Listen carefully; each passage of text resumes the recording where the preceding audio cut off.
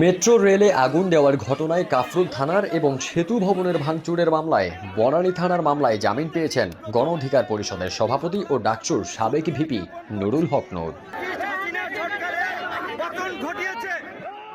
6 August ঢাকার metropolitan magistrate Mohammad Ali Haider ও মোহাম্মদ নুরুল হুদা চৌধুরী জামিনের এই আদেশ দেন।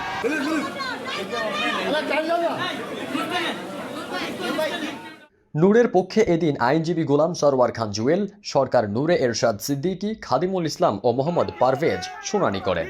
শুনানি শেষে বিচারক তার জামিন মঞ্জুর করে আদেশ দেন।